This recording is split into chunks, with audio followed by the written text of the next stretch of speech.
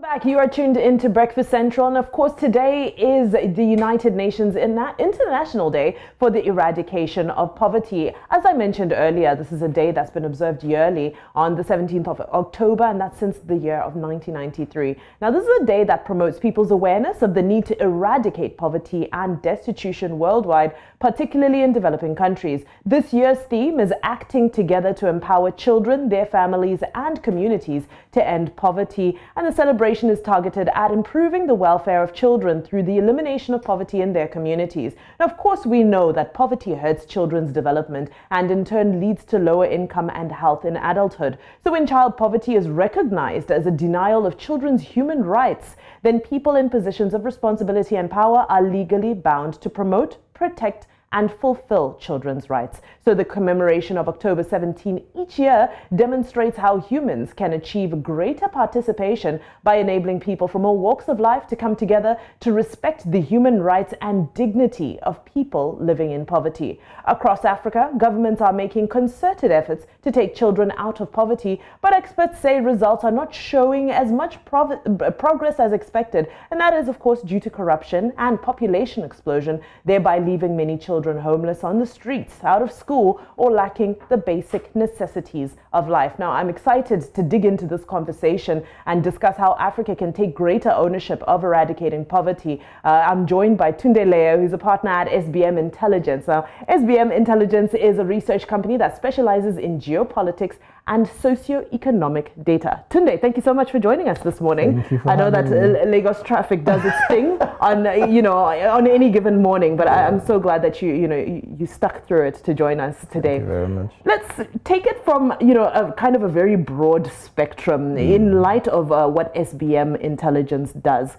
What does the data say at the moment with regards to poverty eradication in Africa? Which direction are we moving in?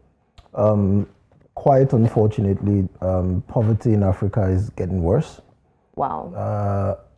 Interestingly, over the last 20 years, the rest of the world has done very well in moving people out of poverty, especially in places like Asia, in China, in Vietnam, in India, yeah. and all over the place. In sub-Saharan Africa, unfortunately, you have the reverse, where people have actually gotten poorer.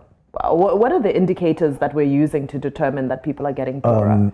So there's a very basic United Nations definition of what it means to be in extreme poverty.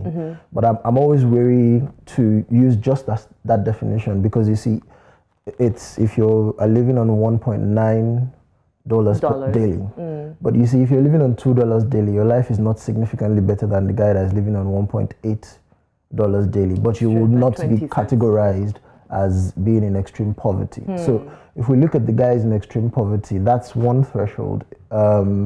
In about 23 of the 25 countries that have people above 30% in extreme poverty are in Africa. Wow. The two largest poverty centers in the world, unfortunately, are in Africa, yes. Nigeria and DR Congo.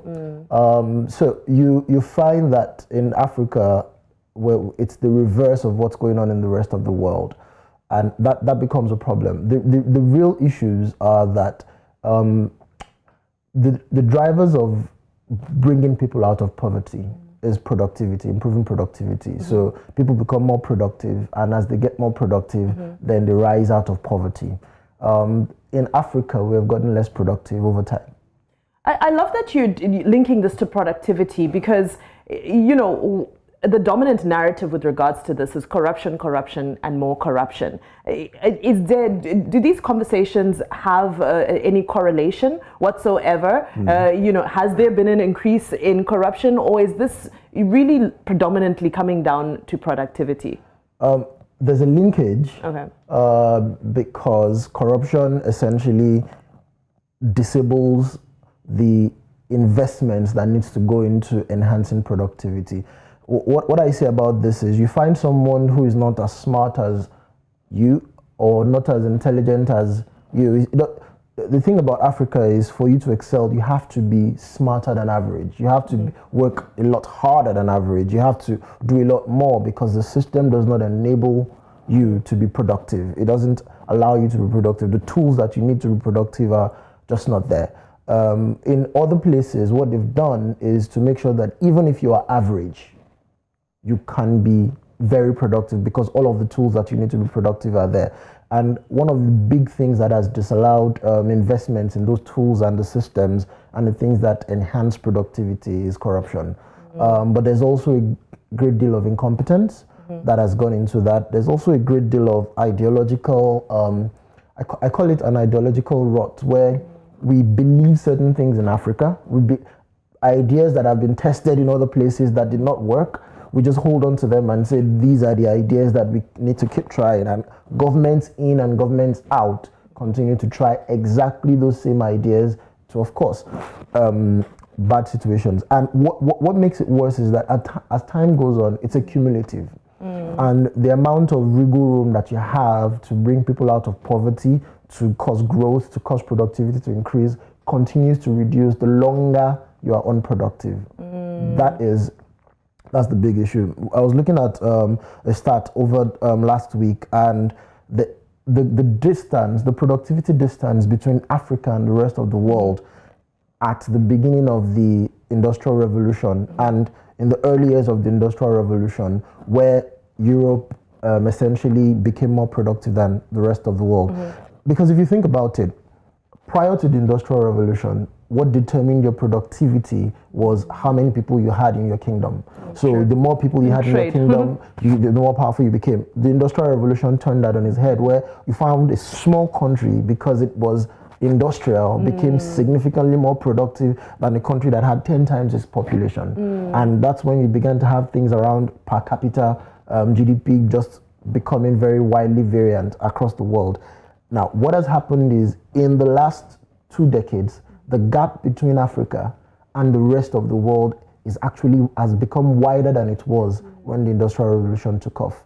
We are falling behind the rest of the world in terms of productivity, and policy is not helping us at all. Now, you know, because I just want to unpack this, right? Because when I look at it, and you'll have to excuse my language when I describe this, but you look at Africa, and it seems poverty has become an acceptable part of our identity, and in certain circles, it has become sexy. Now, what do I mean when I say poverty, African poverty has become sexy? You look at the announcement that just been made by President Nana Akufo-Addo of Ghana that the first SDG summit to be held in Africa ever will take place in Ghana this year as part of the Year of Return.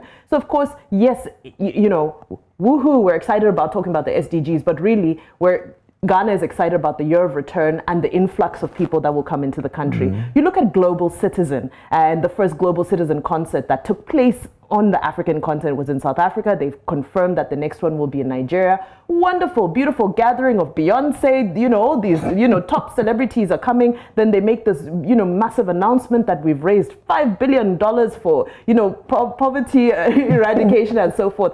But, you know, the person sitting in a village in Marondera, where I come from, will never, let me not say never, but may never be a beneficiary, may never even know that this happened. So what is it about us that is currently making poverty an exciting narrative for us to engage with the rest of the world and to, you know, increase our individual profiles? But of course, it's not translating into anything. I mean, so the rest of the world, it's sexy. That's the truth. It's sexy to say I'm helping these not very rich people. And those people, there are certain people that have then positioned to be beneficiaries of that sexy help. But it doesn't get back. I was reading an interesting book by one of the co-authors in that book is a gentleman called Efosa Ojomo. He's Nigerian, Prosperity Paradox. And he talked about a time when he went to a village that didn't have water, and he you know, in the zeal of I want to help, he dug wells all over the place. And he came back there a couple of years down the line, and all the wells had been filled in. And he realized something, the goodwill to try to help people by handouts never really works. What always works is that you create an avenue where people trade. It's why I was excited by things like the African Continental Trade Agreement, because free trade agreement, because it would have created a market where trade will begin to flourish. If you think about China, what China did essentially was, and most of China's trade still happens in Southeast Asia. About 60% of their trade is in Southeast Asia. Yeah. What happened is they started trading. And once you start trading, people begin to get productive skills because their productivity becomes enhanced. If you look at every nation that has come out of poverty, they traded their way out of poverty and then they manufactured. Now, one of the big problems with Africa is that we don't trade amongst ourselves. So it's so hard to get a good from Nigeria to Ghana. It's actually easier for me to take a good from Nigeria to the UK than to try to get it to Ghana or to get it to... and once there's no trade happening, it doesn't create the markets, the economic activity that can drive prosperity. But the next logical point that I would think of is the fact that, okay, I understand the trade argument, but where are we getting the means to produce? Because you know that's the next conversation, and that's one. I'm excited about the Africa Free Trade Agreement as well, but I'm also looking at it and saying, okay, so where are we now suddenly going to get the capacity to produce enough to trade with each other? And to be competitive as well. Yes. As long as it's cheaper for a good to come to Benin Republic from China than it is to move it from Nigeria to Benin Republic, it will always make more economic sense to move a good from China to Benin Republic. So that's one. You're very correct around the fact that productive capacity is not there. You know, there are things that need to be given if people want to unleash their ability to produce and manufacture. Energy is one of them. You need to solve for power. Again, I go back to history. Before we solved for power in terms of the Industrial Revolution, all of the power that was used to produce in human history was muscle power, either human muscles or animal muscles. You got a horse, you got oxen to plow your land and all of that. So it made sense that population drove productivity at that time. That problem has been solved 200 years ago. We haven't solved those problems in Africa. We haven't built infrastructure to extract energy. So what happens in Africa today is that a lot of the production still happens by muscle power. You need to get human beings to do the work that you should be getting electric power to do. Right. I mean, people are talking about the fourth industrial revolution. We've not done the second. we haven't gone through a few stages. First. So that's a thing, and you're very correct in terms of the fact that the factors of production are just not there yet. And governments, the biggest focus that governments should have today in Africa is actually to enable production by solving for power, solving for infrastructure, solving for transportation and logistics and all of those types of things. Those are the things. The big one, solving for security. Okay. I want to move a good across the Sahel. The biggest fear I have is that I'm going to get kidnapped trying to get between Nigeria and Mali. And that's true, yeah. It's the biggest fear I have. If I get on a bus, some Tuaregs from the desert will kidnap me and all of that. We need to solve for those things. Those are the things that unleash the production of people. And it's not far-fetched. Back in history, I used to read about, Nigerian traders going to trade in Ghana, going to trade in Senegal, and they didn't have fear. They would take their kola nuts and all of that.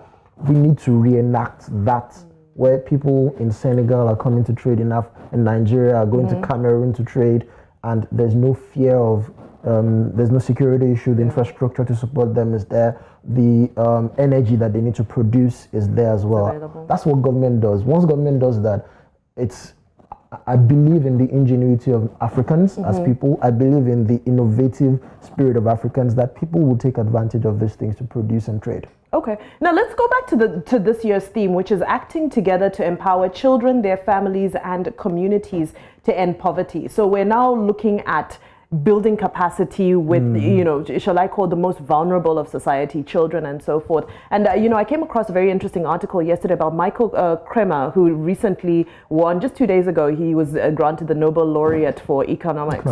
And his, economic experiments centered around building capacity. Specifically, he looked at the Kenyan education system, rural education, where, we're still advocating for free meals, free books. And he said, actually, no, this is not what contributes to greater education or greater learning for these people. It's about, creating the right skill set or creating the right way of educating young people.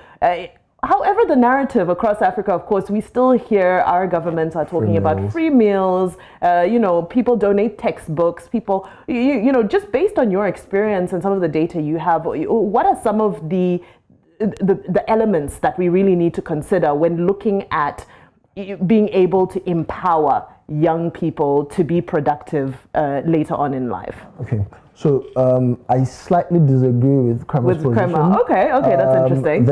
There's data that we have that, for example, food competes with everything in Africa. Okay. Food is the first thing that, of course, you have to eat. And you find in places in Africa where people already spend 90% of their income just to eat. So if you solve a feeding problem for one member of the family, it takes a burden off and it creates an incentive to actually ask that child to go to school because you take off maybe 10% of their income that they would have used to feed that child. So I believe that feeding programs and all of those help. Okay. But they are not, feeding programs only help to get people to school. What Kramer's position is when that person is in school, what are you teaching that person? Education is supposed to empower people, and that's why education has evolved. Empower people to solve today's problems and tomorrow's problems. Right. But when the way we educate in Africa does not solve any of our current problems, does not position the people to solve future problems, but essentially educating them for yesterday's work, that is unlikely to exist by the time they are graduating. But then the world is moving so quickly. So how often are we supposed to be updating our curricula, especially if you look at a rural setting where the resources, it's again a resource challenge. So how regularly should our curriculum be updated to reflect the world we live in? Because it seems that every year the benchmark it's changing. So how do we I think the tools to make those determinations exist already. I don't think we need to update our curriculum every year. It's not feasible. It will confuse everybody and all of that. But I think that the basic skills, what you need to teach children, especially when they're growing up, is not very specific knowledge, but is problem-solving ability. If you find every society where the education has empowered them to come out of poverty, what you found is that their fundamental education, when South Korea was coming up, most people had only primary education. But what that primary education focused on was, first, of course, very, very physical skills, but also problem-solving ability. Once you empower people to have problem-solving ability, they begin to be able to innovate and do all that. So for me, that's the biggest thing. It's not, our education needs to move from, and you see it almost immediately. My daughter is in a school where they're encouraged to learn in that way. Yes. And you can see already the disparity between the education she's getting. Process is exactly. Different. And for example, the gate man of my estate's child. That is the fundamental thing. Teaching children problem-solving skills, so that by the time they learn how to acquire further skills as skills evolve. That's the key to unlocking this thing. So you start from somebody who starts. Look at the problems that the world has solved. Yeah. The guys who built the first airplane were bicycle technicians. Yes, but the cognitive process was what. Okay, unfortunately, Tunde, that's all we have time for. But this has been such an insightful conversation. I'm so glad you came. I'm so glad I did. Right? Yeah. Well, listen, we looked at everything from productivity to increased trade to skills development for educational system development. Excuse me, for problem solving. Tunde Leye, this has been the bomb. Thank you, Vimbai. All right, there you have it. A little bit of insight into some of the things we need to take a closer look at when we are looking at eradicating poverty, specifically for children as well, for the youth of our population here on the African continent. Now we segue into what happened today in African history. Don't you move. We've got plenty more coming up after this.